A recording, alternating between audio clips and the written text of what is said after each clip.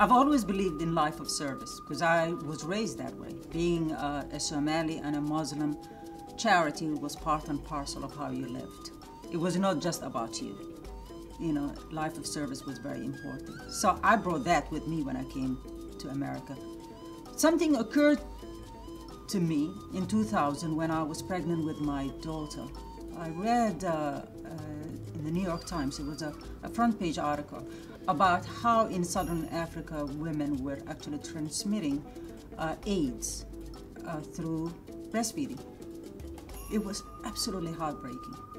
Mind you, breastfeeding in a lot of third world countries, and especially Africa, it has two ways of going about it. One, it's really the financial aspect of it, and the other is the very close maternal part of it. So to actually have a woman pass that disease through breastfeeding, to me, it was unbearable, just unbearable and heartbreaking.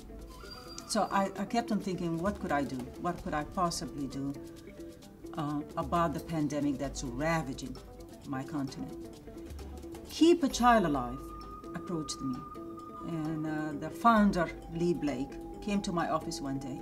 We sat, we talked, and a couple of days later, I've joined her to become a global ambassador for Keep a Child Alive.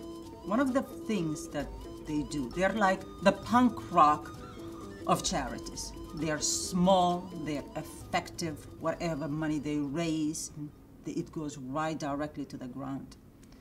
A lot of money goes to Africa, and especially with the AIDS initiative that has ravaged the continent. But a lot of poor people fall through the cracks and the government doesn't help. So the whole intention for Keep a Child Alive is how to get the medication to the poor. The whole mission is that, and it says, $1 saves a life. Orphans. Orphans is something that is so foreign to our language in Africa. There's always somebody who takes over if a child is orphaned.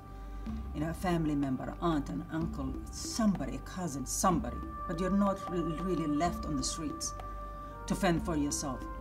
In Africa now, we have a pandemic of orphans. Children who are also the head of households at 6 years old. Unacceptable. Unacceptable. So that is the mission of Keep a Child Alive. I do believe highly in service. And I do think that if you are given a platform, use it.